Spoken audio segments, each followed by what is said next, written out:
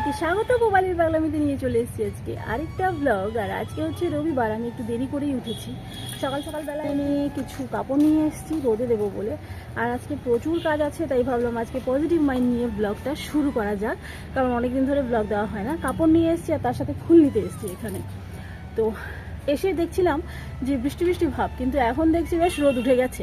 তো আমি কাপড়গুলো দিয়ে নিই, কাপড়গুলো শুকিয়ে নিই। আর আজকে কিন্তু প্রচুর কাজ আছে, তো আমার সাথে সাথে তোমরাও কাজ করবে। আর পজিটিভ একটা প্রোডাক্টিভ একটা ব্লগ আজকে তোমাদের সাথে শেয়ার করছি, আশা করছি তোমাদের ভালো লাগবে। চলো শুরু করা যাক।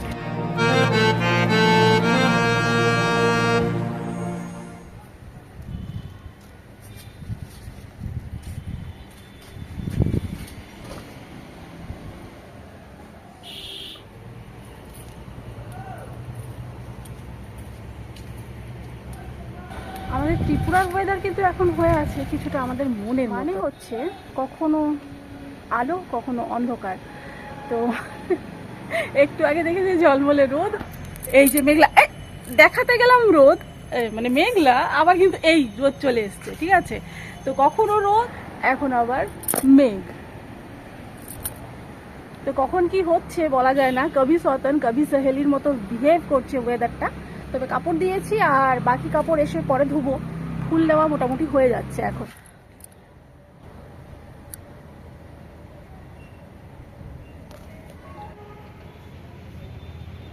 এখানে দেখো একটা পেয়ারা হয়েছে।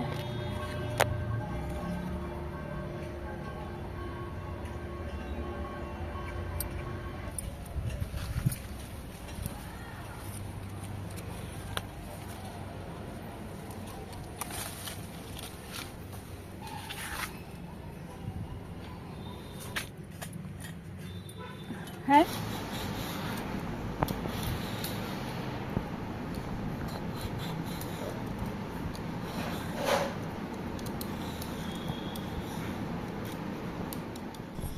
আমরা আসলে ভাবি এক আর হয় আরেক। তো আমি তো ভাবছিলাম যে আজকে প্রোডাক্টিভ একটা ব্লগ শেয়ার করব তোমাদের সাথে, মানে যা যা মোটামুটি কাজ করব তার সবটুকুই রেকর্ড করব আর সবটুকুই তোমাদের সাথে সুন্দর একটা ব্লগ করে শেয়ার করব, ওই প্রোডাক্টিভ ব্লগ আর কি। তবে শুরুটা সুন্দর হলেও আমি কিন্তু ব্লগটাকে আর কন্টিনিউ করতে পারিনি।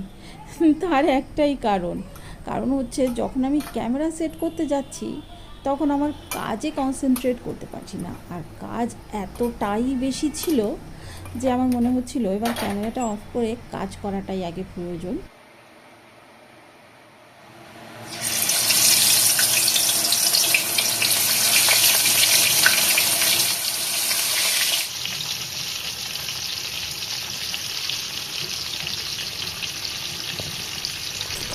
ভাবছি তোমাদের সাথে প্রোডাক্টিভ ব্লগ না হয় পরেই শেয়ার করা যাবে, একটুখানি আগে নিজে গুছিয়ে নিই ভালো করে। কারণ এখন যেরকম অবস্থায় আছে সব কিছু কাজ টাজ, তো আমি যদি প্রোডাক্টিভ ব্লগ করতে যাই, মানে আমি যদি একটা ব্লগ ঠিকঠাকভাবে শ্যুট করতে যাই, তাহলে আমি কাজে মন দিতে পারবো না, আবার ব্লগটাও কিন্তু সুন্দর করে হবে না। তার কারণ হচ্ছে, ওই এক জায়গায় ক্যামেরা সেট করে তো আর ব্লগ করা যায় না, সেক্ষেত্রে জিনিসটা বোরিং হয়ে যায়। আর তো কাজেও মন দেওয়া যাবে না। আর আমার আজকে প্রচুর কাপড় ধোয়া আছে, বিশেষ করে কাপড় ধোয়াটাই মেইন কাজ। আর এছাড়াও ছোটোখাটো কিছু টুকটাক কাজ আছে। তো সেই ভেবে আমি ভাবলাম যে না, আপাতত আমার গাড়িটা যেহেতু থেমে আছে, মানে ব্লগিংয়ের বলো আর ভিডিও দেওয়ার বলো, সেই গাড়িটাকে বরং আলতো করে একটা ধাক্কা দেওয়া যাক। তারপরে যখন একটু একটু করে গুছিয়ে নেব আর আমার গাড়িটা হালকা করে স্টার্ট হয়ে যাবে, তারপরে জোরসে না হয় একটা টান দেব। আর এইবারে কিন্তু তোমাদের সাথে আমি প্রমিস করছি, আর থামবো না, সত্যি বলছি। তোমরা হয়তো ভাববে এ তো বারবার প্রমিস করে, না গো, এবারে সত্যিই থামবো না। যাই হোক, আজ না হয় মাছের ঝোলটাই তোমাদের সাথে শেয়ার করা যাক গল্প করতে করতে, আর এরপরে তো নানান ব্লগ আসবেই। তো এইখানে আমি দেখো ঝিঙে আলু ভেজে নিচ্ছি। আমি না আজকে একটু ভুল করেছি, আলুটা যখন দিয়েছিলাম তখন একটু নুন দিয়েছিলাম, আর সঙ্গে ঝিঙেটা দিয়েছি, জল ছেড়ে দিয়েছে। আর আমার একটু কচকচে থাকলেই ভালো লাগে ঝিঙেটা। যাই হোক, একটু নরম হয়ে গেছে, জল জল ছিল, সেটা রেখেই আমি কিন্তু ঝিঙেটা তুললাম। তার মধ্যে একটু কালো জিরে ফোড়ন দিলাম, পেঁয়াজ বাটাটা দিলাম, লঙ্কা বাটা দিলাম, দিয়ে তার মধ্যে আনুষঙ্গিক যা যা মশলা, নুন সব দিয়ে এবারে ভালো করে কষিয়ে নিয়ে তারপরে রান্নাটা কমপ্লিট করে নেব।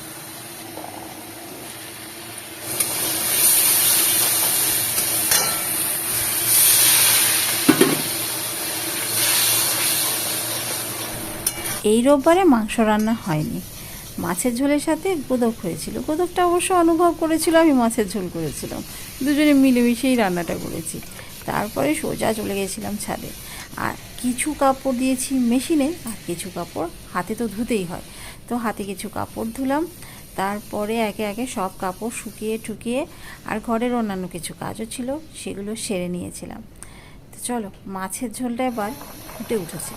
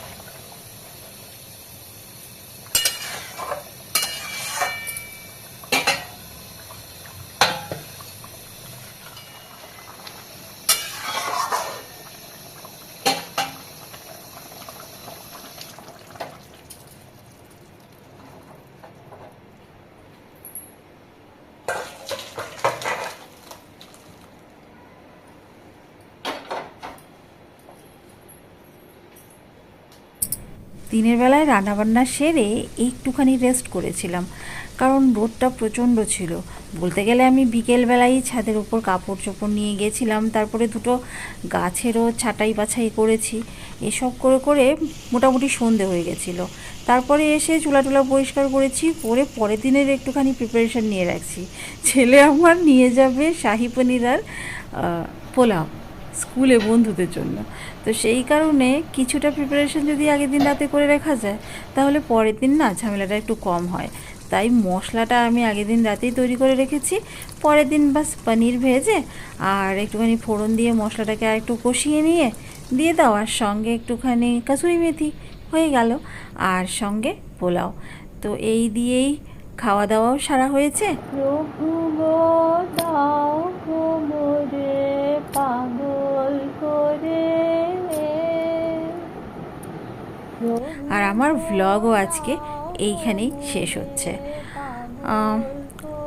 অনেক কিছুর মাঝখান দিয়ে যেতে যেতে মোটামুটি অনেকখানি থেমে গেছি।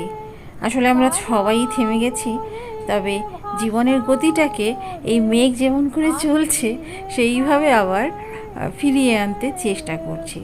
আর তার জন্য না তোমাদের সহযোগিতাও অনেকখানি প্রয়োজন।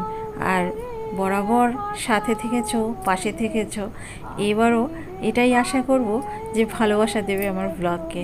আর আগামী দিনে তোমাদের সাথে সুন্দর সুন্দর ব্লগের সাথে দেখা হচ্ছে। সামনে তো জন্মাষ্টমী আসছে, তবে মনে হয় না জন্মাষ্টমীর দিন আমি কোনো ব্লগ ঠিকঠাক করতে পারবো, কারণ একটু প্রবলেম আছে। তবে হ্যাঁ, সামনে আরও গণেশ চতুর্থীও আসছে, তো পুজোও আসছে, তো আস্তে আস্তে সুন্দর সুন্দর ব্লগ আসবে, আর সুন্দর সুন্দর কাজের ব্লগ আসবে, ভালো ব্লগ আসবে। আপন মনে কইব কথা তোমার সনে, প্রভু তোমার আমার প্রাণের মিলন, আর যেন কেউ বুঝতে না রে। প্রভু তোমার আমার প্রাণের মিলন, আর যেন কেউ বুঝতে না রে। প্রভু গো দাও গো। তো এখানেই বিদায় নিচ্ছি, দেখা হবে তোমাদের সাথে নেক্সট আরেকটা ব্লগে। টাটা।